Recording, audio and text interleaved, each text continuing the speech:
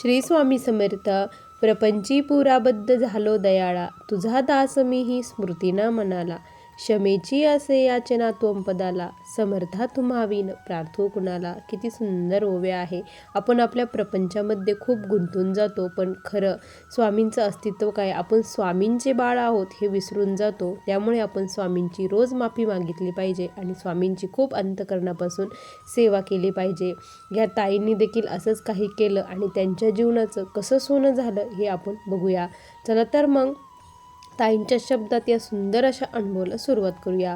तत्पूर्वी तुम्ही जर आपल्या चॅनलवरती नवीन असाल तर सबस्क्राईब करायला विसरू नका, कारण असेच रोज स्वामी आईंचे नवीन नवीन अनुभव या चॅनलवरती येत असतात. ताई म्हणतात, सर्वप्रथम सर्वांना श्री स्वामी समर्थ. या ब्रह्मांडाचे चालक मालक पालक भगवान श्री स्वामी समर्थ महाराज यांच्या चरणी कोटी कोटी प्रणाम. स्वामी भक्तांनो, आज मी तुम्हाला माझ्या 20 वर्षातील जे काही अनुभव आहे ते सर्व काही सांगणार आहे. स्वामींची सेवा मी कशी करायला लागले ते तुम्हाला सांगते. आम्ही लहानपणापासूनच महाराजांच्या सेवेत होते असं म्हणायला हरकत नाही, कारण माझे आईवडील आणि माझे आजोबा हे दत्त संप्रदायाची खूप सेवा करत असायचे. त्यामुळे दत्तांची आरती, भजन, कीर्तन दत्तांचेच घरामध्ये चालू असायचे. त्यामुळे लहानपणापासून दत्तांची सेवा करायची मला आवड होती आणि जशी जशी मोठी झाली पण फार मी काही करत नव्हते, पण घरामध्ये असल्यामुळे कानावरती पडायचं आणि ते नकळतपणे माझे मुखात पाठ झालेलं होतं आणि जे काही आराध्य दैवत आहे ते दत्त महाराजच बनलेले होते. कॉलेज संपलं, लग्न झालं. लग्न झाल्यानंतर आता जेव्हा आयुष्यामध्ये दुःखाचे वादळ सुरू होतात तेव्हाच आपल्याला भगवंताची आठवण होत असते. माझी आईन ते खूप करायच्या, पण मी काहीच करत नव्हते आणि इकडे सासरे आल्यानं देखील मी काहीच केलं नाही. माझे सासू सासरे, दीर, मिस्टर खूप चांगले, सर्व काही सर्व व्यवस्थित, सर्व फॅमिली माझी व्यवस्थित होती आणि त्यामुळे कशाचीच अडचण नव्हती. खूप आनंदी होतं, सुखमय जीवन चालू होतं. लग्नाला 2 वर्षाचा काल पलटून गेला, पण मला संतती प्राप्ती काही होत नव्हती. संतती होत नसल्यामुळे मी खूप म्हणजे अशी डिप्रेशनमध्ये होते. त्यानंतर मला खूप ट्रीटमेंट वगैरे घेऊन मला प्रेग्नेन्सी राहिली 4-5वा मंथ असेल माझं, ते मिसकॅरेज झालं. त्यामुळे झालं असेल असं चुकून असं वाटलं आणि त्यानंतर पुन्हा एकदा 7-8 महिन्यांनी पुन्हा मला प्रेग्नेन्सी राहिली आणि पुन्हा एकदा तसंच झालं. ह्यावेळेस मात्र सर्व खूप नाराज झाले, मीही नाराज झाले. आतून मी पूर्णपणे तुटून गेली होती. माझ्यासोबत असं का बरं घडत आहे, मी कधी आईच बनू शकणार नाही का, असं मला वाटायचं आणि मी खूप म्हणजे खूप तुटून गेली होती. घरचे मला साथ देत होते, म्हणायचे की तू काहीच टेन्शन घेऊ नको, काळजी करू नको, सर्व काही व्यवस्थित होईल. आपण कुठं कोणाचं वाईट केलं त्यामुळे देव आपलं वाईट करणार आहे, असं मला सर्वजण म्हणायचे. आणि त्यावेळेस मला देवाची आठवण झाली आणि त्यामध्येच मला यूट्यूबला महाराजांचेही व्हिडिओ अनुभव येऊ लागले आणि त्यामध्ये महाराज हे दत्तरूपी आहे असं कळालं. त्यानंतर मग आता महाराजांची सेवा सुरू झाली.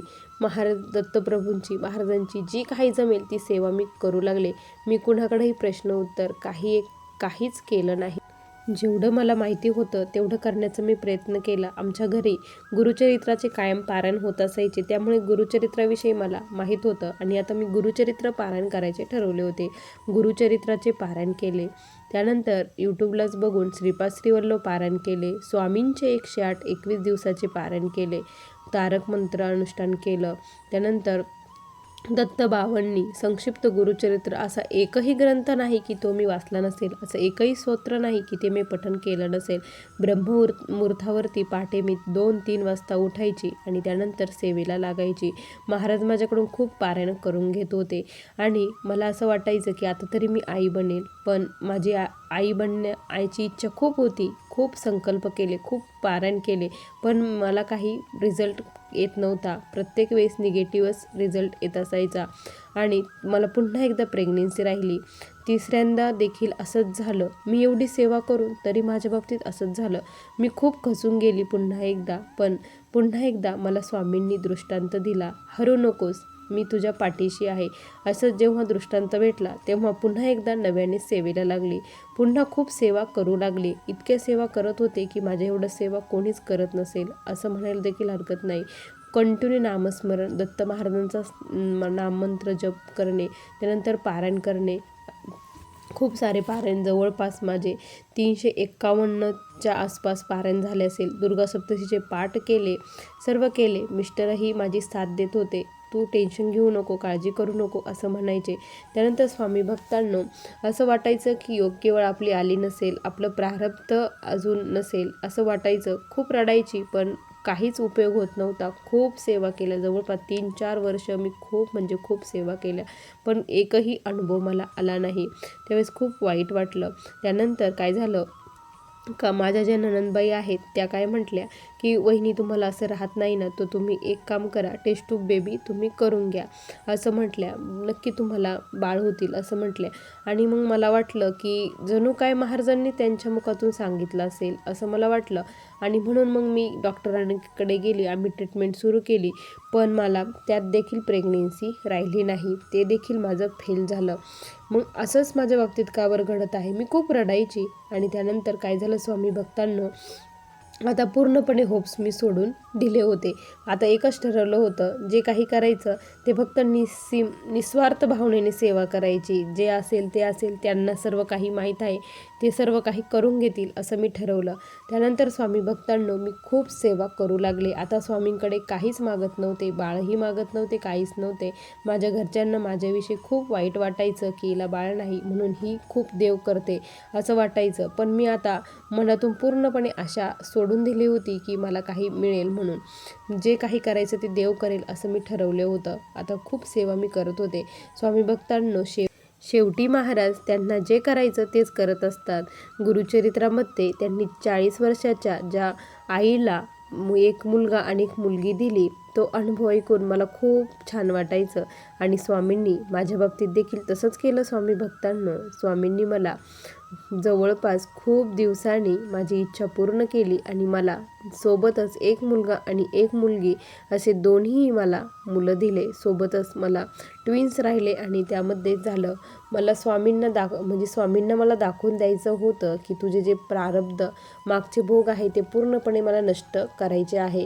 त्यामुळे मी ही सेवा तुझ्याकडून करून घेत आहे. खूप मी सेवा केली, पण ज्यावेळेस स्वामी भक्तांना तुम्हाला सांगते, मी सर्व काही होप्स सोडले होते. आणि ज्यावेळेस मी अशी स्वामींची सेवा करत होते ना, की कुठल्याही फळाची अपेक्षा न करता की आता मी हे करते म्हणून मला हे मिळेल असं मी कधीच म्हटले नाही. मी ती नंतर निस्वार्थ भावनेने जेव्हापासून सेवा करायला लागले, त्याचंच फळ मला स्वामींनी हे दिलं, मला असं वाटतं. सोबतच एक मुलगा आणि मुलगी दिली. एक डोळा मागत होते, पण स्वामींनी 2 डोळे दिले. त्यानंतर स्वामी भक्तांना पूर्णपणे आयुष्यच बदलून गेलं. त्यानंतर आमच्या घरी ज्या वटवृक्षाच्या पादुका आहे, त्या पादुकाही आमच्या घरी आणण्यात आल्या. कारण एवढा मोठा स्वामींचा साक्षात्कार झाला, एवढा मोठा चमत्कार झाला, माझं आयुष्य बदलून गेलं. त्यामुळे माझ्या सासूबाईंनी त्यांनी स्वामींची मूर्ती आणली, स्वामींच्या पादुका घरी आणल्या. त्यानंतर आता आमच्या घरी रोज पादुकांवरती अभिषेक वगैरे होऊ लागला. मिस्टरही स्वामी सेवा करू लागले. सर्व घरचे खूप खुश, खूप आनंदी झालेले होते. महाराजांच्या चरणी सर्व काही स्थिरावले होते. जणू काय महाराजांनी आमच्या घरामध्ये स्वर्गच फुलवला होता, असा एवढा आनंद घरामध्ये झालेला होता. कारण सर्व काही होतं, पण जेव्हा चिमुकले पावले घरामध्ये येतात त्यावेळेस घरातील वातावरण हे काही वेगळंच असतं. स्वामी भक्तांनो, आमच्या घरी जेव्हा पादुका आल्या त्यावेळेस खूप मोठा कार्यक्रम आम्ही केला होता. कारण प्रत्यक्षात स्वामी महाराज आमच्या घरी आले होते. कारण स्वामींनी दृष्टांत दिला होता. म्हणजे असे स्वामी दरवाजा वाजवायचे आणि मी आलो असं मला सांगायचे. मला झोपेमध्ये दुसऱ्या खोलीमध्ये दन पायाचा आवाज यायचा की कोणीतरी चालतं आहे, स्वामी आहे असं वाटायचं. आणि स्वामींनी मला स्वप्नात सांगितलं की तुझी सेवा बघून आम्ही प्रत्यक्षात तुझ्या घरी आलो आहे.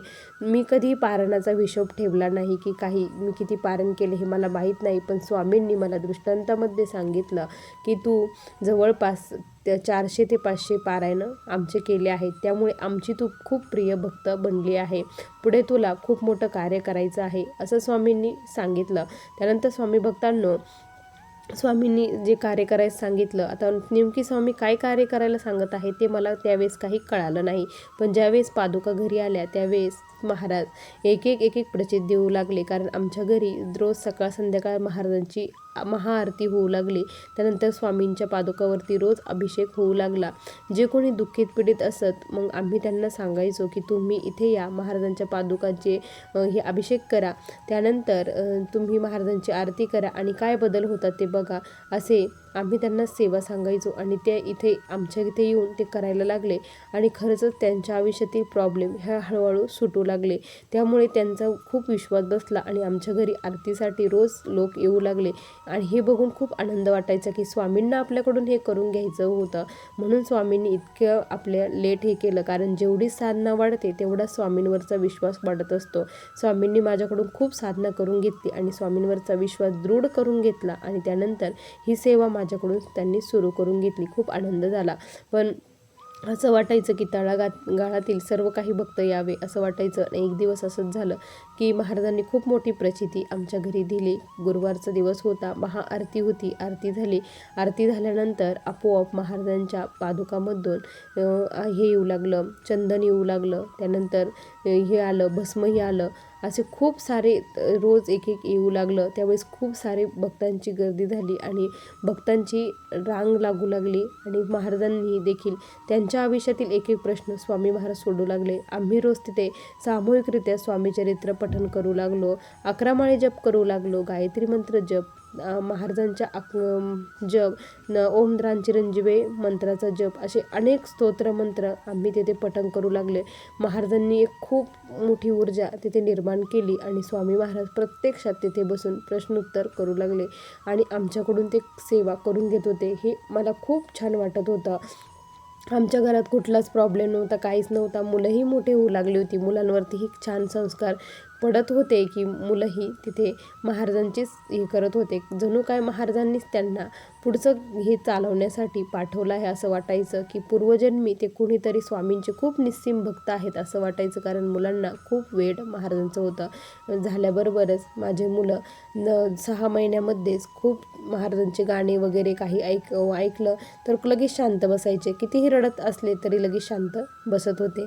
स्वामी भक्तांनो, मी माझ्या महाराजांकडे माझ्यासाठी मागत होती, पण स्वामींना पूर्ण समाजाकडून म्हणजे समाजाची माझ्याकडून सेवा करून घ्यायची होती. त्यामुळे एवढं लेट मला हे फळ स्वामींनी दिलं. लेट दिलं पण थेट दिलं असं मी म्हणेन. कारण खूप मोठी आज मी आनंदात आहे, सुखात आहे आणि स्वामींच्या सेवेमध्ये रममान आहे. हे खूप विशेष आहे आणि अशीच अखंडित सेवा आमच्या घराकडून स्वामींनी करून घ्यावी. आमच्या घरात जे स्वामींचं वास्तव्य आहे ते असंच कायम राहावं हीच स्वामीचरणी प्रार्थना करते. स्वामी भक्तांनो, असा मला आलेला हा स्वामींचा दिव्य अनुभव होता. श्री स्वामी समर्थ. बघा स्वामी भक्तांनो, किती सुंदर अनुभव आहे या ताईंचा. तुम्हाला हा अनुभव कसा वाटला नक्की कमेंटमध्ये कळवा. पुन्हा भेटूया अशा सुंदर अनुभवासोबत. तोपर्यंत सर्व स्वामी भक्तांना श्री स्वामी समर्थ. जय जय स्वामी समर्थ. श्री गुरुदेव दत्त.